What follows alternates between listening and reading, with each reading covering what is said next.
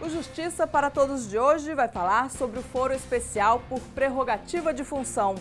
Mais conhecido como foro privilegiado, este instituto permite que diversas autoridades que ocupam cargos públicos não sejam julgadas pela justiça comum, ou seja, pela primeira instância, caso cometam crimes. Nessa situação, o julgamento dos processos ocorre em tribunais superiores, como o Supremo Tribunal Federal, o Superior Tribunal de Justiça ou nos tribunais de justiça dos estados e do Distrito Federal. O foro privilegiado é aplicado nos casos de crimes penais comuns e nos crimes de responsabilidade, que representam uma ação ilícita cometida por um agente público. Termo pouco conhecido pela população brasileira até alguns anos atrás, quando começou a Operação Lava Jato e casos de corrupção vieram à tona, agora o foro privilegiado não está somente na boca do povo, mas está sendo questionado e sofrendo mudanças. Acompanhem o Justiça para Todos, está no ar.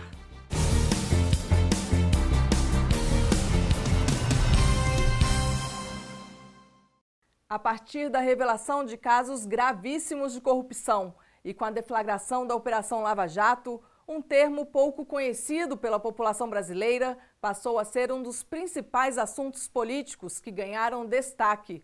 O foro especial por prerrogativa de função, mais conhecido como foro privilegiado, tem sido amplamente discutido, tanto que foi parar no Supremo Tribunal Federal. Agora, em maio, a Corte Suprema decidiu restringir o alcance do foro a deputados federais e senadores. Acompanhe na reportagem.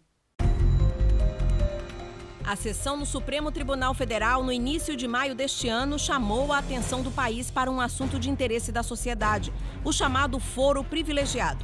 A palavra final do STF atraiu olhares de pessoas favoráveis e contrárias a esse privilégio, destinado a várias autoridades no Brasil.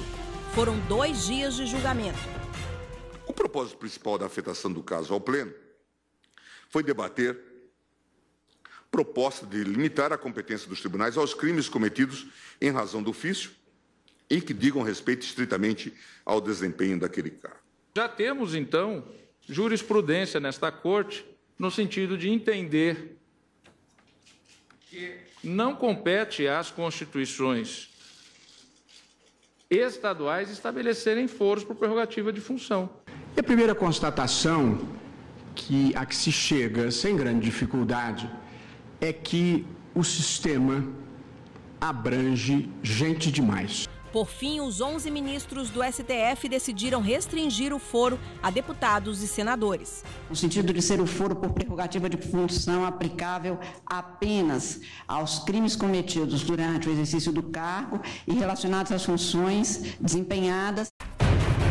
Na prática, com esse entendimento, os parlamentares só vão poder responder a processo exclusivamente na Suprema Corte, ou seja, no STF, se o caso tiver ocorrido durante o mandato e se estiver relacionado ao exercício do cargo de senador ou deputado. Caso contrário, o julgamento será de responsabilidade da Justiça Comum.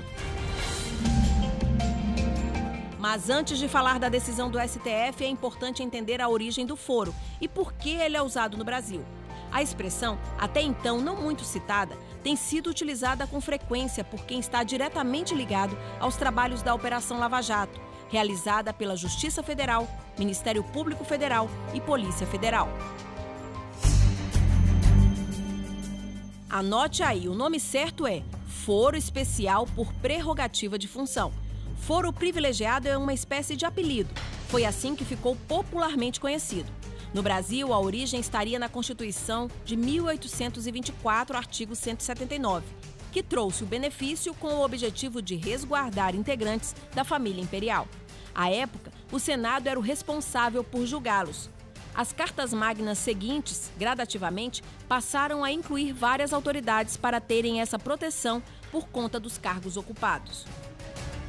A Constituição Democrática de 88 manteve, infelizmente, essa figura do foro privilegiado, na tentativa ou na justificativa de que alguns cargos precisariam de uma proteção institucional maior. Não as pessoas, mas os cargos que elas ocupavam.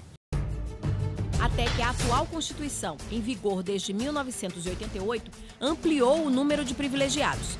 A lista, que já contava com os presidentes da República, da Câmara e do Senado, ministros do Supremo, juízes federais, membros do Congresso Nacional e outros, incluiu governadores, prefeitos, desembargadores e integrantes do Ministério Público. A previsão legal de que algumas autoridades do país só possam ser julgados por tribunais, por órgãos colegiados, ou tribunais de segunda instância, ou Superior Tribunal de Justiça, ou Supremo Tribunal Federal. Ou seja, um cidadão comum, quando comete um crime, é julgado por um tribunal de primeira instância. Já uma autoridade, alguém que está em uma função considerada relevante, se estiver envolvida em um ato criminoso, vai ter o caso analisado por um tribunal superior. Não permitir que essas atribuições do Estado muito relevantes, que o exercício dessas atribuições não esteja sujeita a situações nas quais, até por envolvimentos políticos, interesses escusos, né, você tenha uma autoridade titular de um cargo relevante desse, eventualmente submetido a julgamentos e de ordem vinculado a autoridades que não têm aquela mesma, digamos, proximidade numa hierarquia estatal. Em linhas gerais, é assim. A ampla maioria dos brasileiros é julgada pela primeira instância do judiciário, a chamada justiça comum. Quem olha o processo e dá a decisão é o juiz.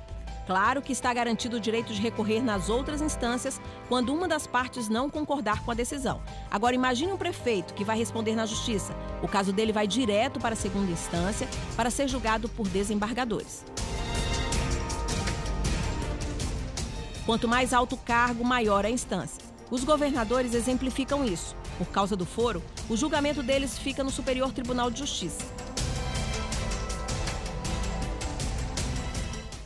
No próximo bloco, saiba desde quando a questão do foro privilegiado está em pauta no Supremo Tribunal Federal. E mais, operadores do direito alegam que a existência da prerrogativa compromete a credibilidade do Poder Judiciário, dos parlamentares e ocupantes de cargos públicos e enfraquece a magistratura. Nós voltamos daqui a pouco.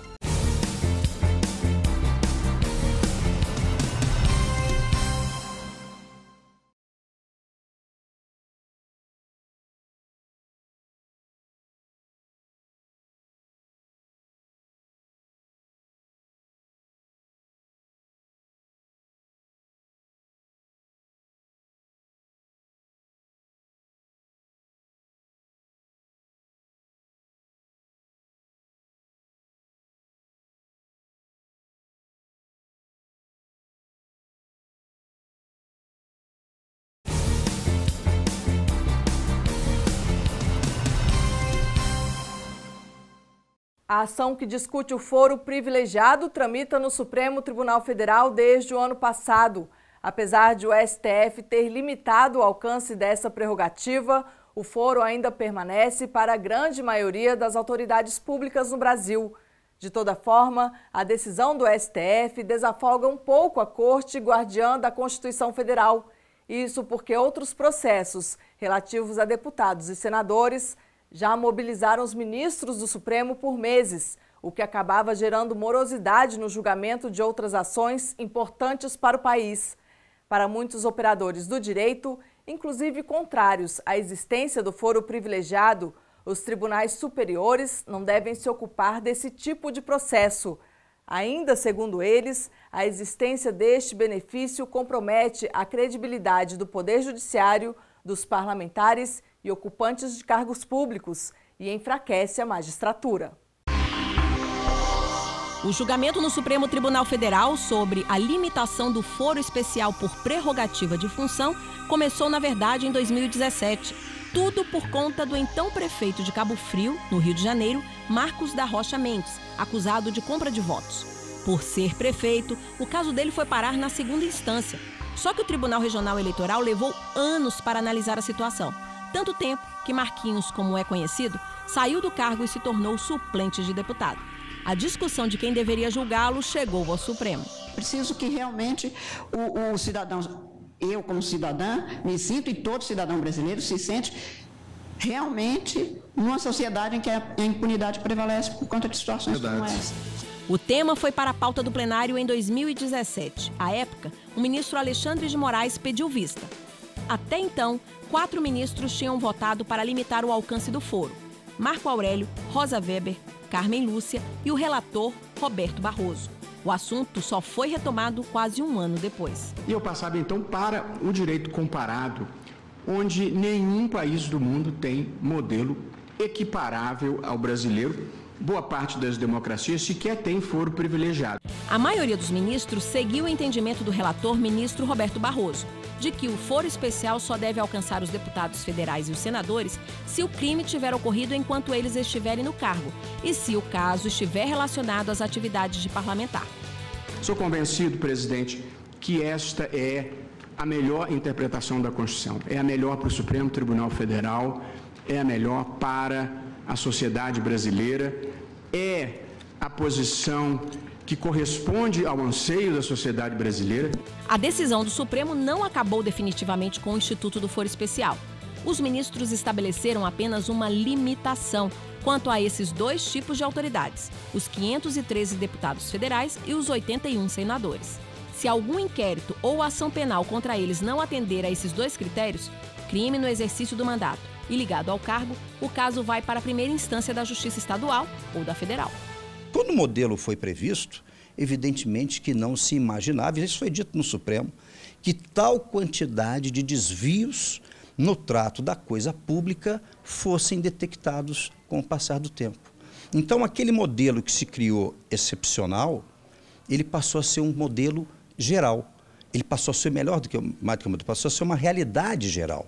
Essa avaliação de ineficiência do foro é compartilhada pelo presidente da Associação Nacional dos Procuradores da República. Para ele, não há motivo de manter esse instituto para dar tratamento especial a um grupo de pessoas no atual sistema de governo brasileiro. Se todos são iguais perante a lei, não há nenhuma razão para que uns respondam perante um juiz diferente de outros. O foro privilegiado, ele acaba funcionando como um instrumento que gera descrédito no nosso sistema de igualdade e na nossa democracia. Limitar o foro por prerrogativa de função aos deputados federais e senadores já significa um passo para aliviar a rotina do Supremo Tribunal Federal. A Corte, guardiã da Constituição Federal, que deveria cuidar apenas de matérias constitucionais, tem esse principal objetivo desviado, exatamente por ser obrigado a processar e julgar os processos de autoridades protegidas. Quem não se lembra da ação penal 470, que praticamente paralisou por meses o trabalho do STF?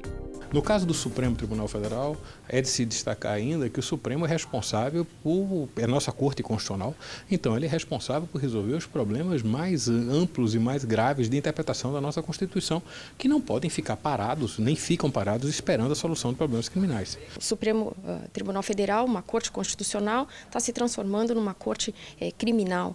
São mais de 40 mil pessoas hoje com foro privilegiado no Brasil. A situação que há hoje aqui no país não se verifica em lugar nenhum do mundo. Então, eu sou completamente favorável ao fim do foro privilegiado.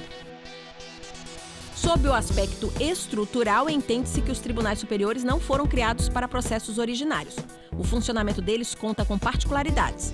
Os processos relacionados ao foro especial não se encaixam nesta estrutura e comprometem a prestação jurisdicional. Eu acho que nosso sistema judiciário, primeiramente, ele não é estruturado de uma forma adequada a que os feitos tenham uma tramitação em tribunais superiores, por exemplo, que não tem estrutura para instrução de processo, e ainda que o tivessem, não há justificativa. O brasileiro é muito acostumado com a prerrogativa de foro, mas, em verdade, todos os cidadãos têm que ser julgados pelos juízes por seus atos. A falta de estrutura leva à lentidão. Os tribunais superiores não têm a estrutura necessária e adequada para tramitações de ações penais que demandam instrução, medidas cautelares, oitiva de testemunhas, como a jurisdição de primeiro grau tem. A demora resulta várias vezes em falta de tempo para aplicar a penalidade aos responsáveis pelo crime. Nós sabemos que hoje as cortes superiores elas não foram estruturadas para fazer o papel que um juiz de primeiro grau faz na instrução criminal. Então isso acaba inviabilizando o trâmite normal do processo, não por culpa dos ministros, por culpa estrutural, e acaba redundando na prescrição dos crimes, que isso redunda no quê? Na impunidade, que gera uma profunda insatisfação em toda a sociedade. Se sabe que foi cometido um crime, se tem provas contra aquele cometimento, mas que no final de passados 10, 15, 20 anos, a pena acaba sendo reconhecida como prescrita. Então isso não pode ocorrer, né? Contrário a uma lógica de um sistema que tenha que garantir o quê? A efetividade da jurisdição. Então por isso nós somos contrários à manutenção da prerrogativa do foro na forma que é hoje. Efetividade do serviço. No julgamento, o relator ministro Luiz Roberto Barroso exemplificou em números como o foro interfere no trabalho dos tribunais superiores. De acordo com ele, a Corte leva quase 581 dias para receber uma denúncia desse tipo. Já o juiz de primeira instância faz isso em muito menos tempo. Não me parece irrelevante deixar de acentuar que, segundo levantamentos, o foro por prerrogativa atinge 37 mil autoridades no país. Só no Supremo Tribunal Federal são processados e julgados, em tese, mais de 800 agentes. Os membros dos tribunais não é que não tenham capacidade, obviamente têm capacidade, mas não têm estrutura, eles têm que julgar causas as mais variadas, causas do país inteiro. Então não têm condição de se dedicar especificamente sobre esses casos que reclamam por uma solução mais imediata.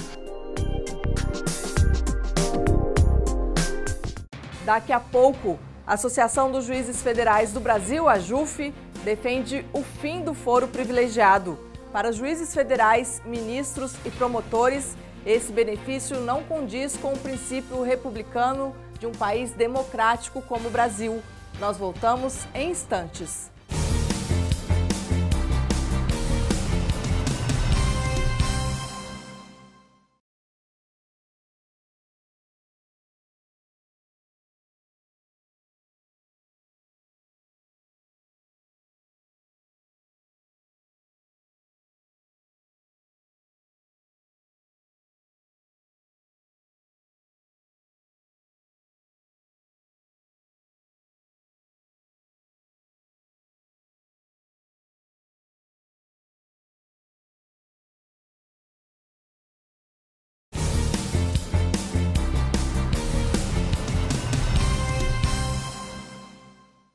A Associação dos Juízes Federais do Brasil, a AJUF, sempre defendeu o fim do foro privilegiado.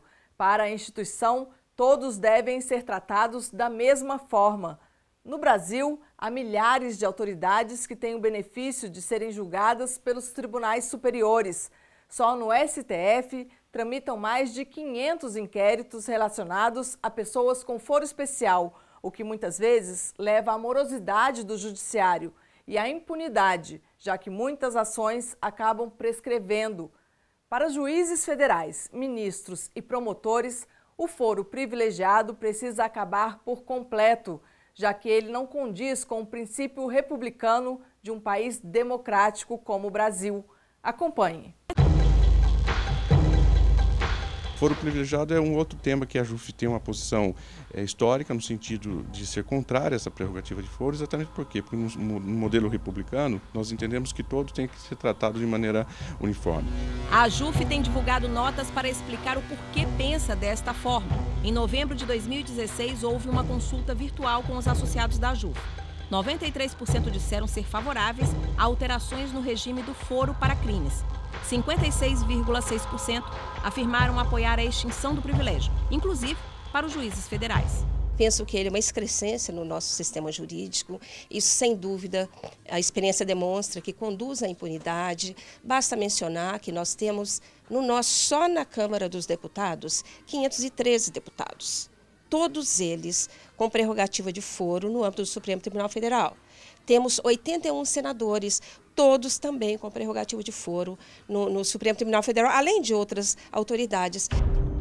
Com isso, a decisão do Supremo Tribunal Federal de limitar o foro para os parlamentares a 2 situações crime praticado no exercício do mandato e relacionado ao cargo já foi vista como uma espécie de respiro para o judiciário.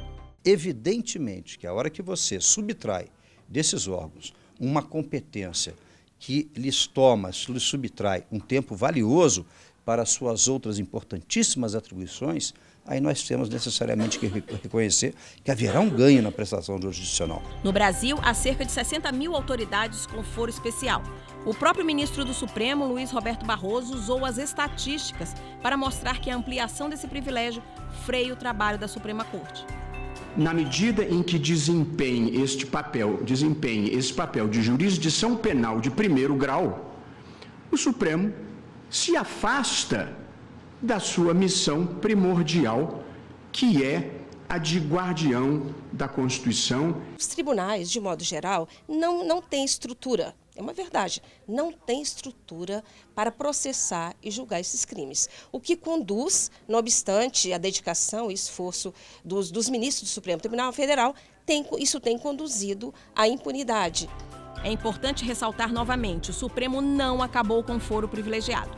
O entendimento é de restrição apenas para congressistas, deputados federais e senadores da República. As demais autoridades não foram atingidas ainda.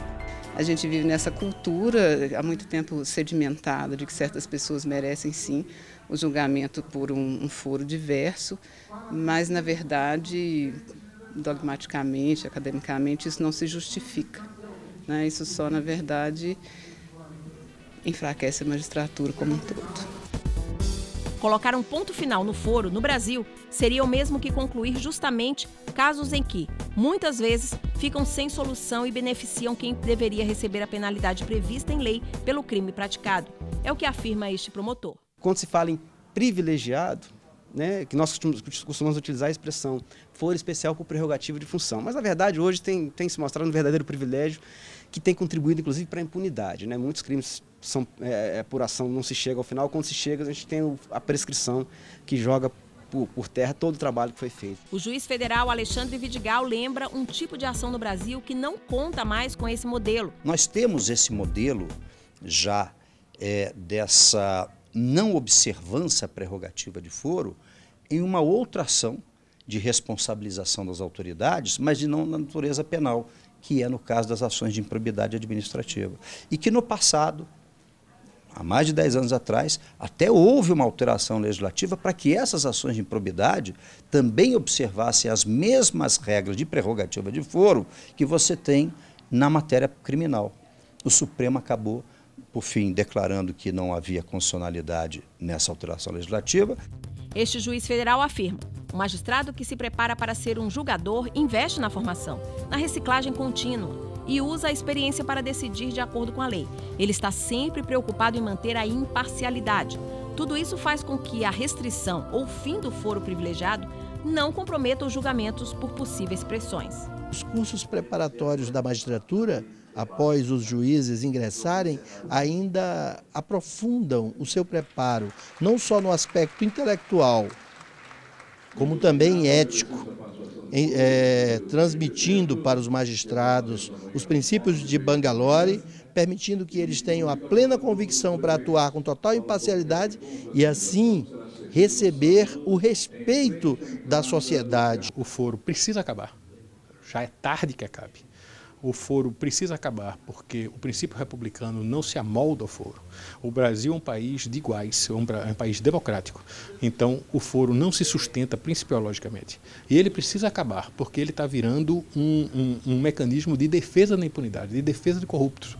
Quem defende a extinção do privilégio ressalta que a decisão do STF, que limitou a medida aos parlamentares da Câmara dos Deputados e do Senado Federal, já representou um passo importante em tratar iguais como iguais e tornar a prestação jurisdicional ainda mais eficiente.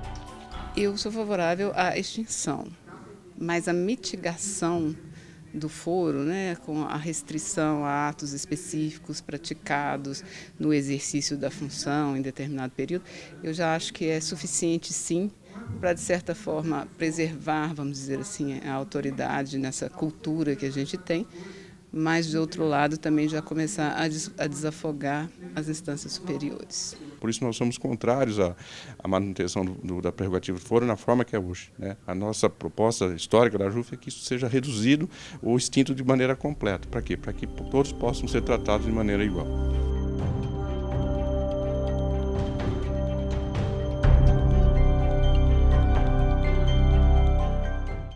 O Justiça para Todos de hoje termina aqui. Participe do programa, envie sua sugestão para a imprensa@juf.org.br. Você também pode assistir ao programa pela internet, na página da JUF ou no canal da associação no endereço youtube.com/tvajuf. Obrigada pela sua companhia.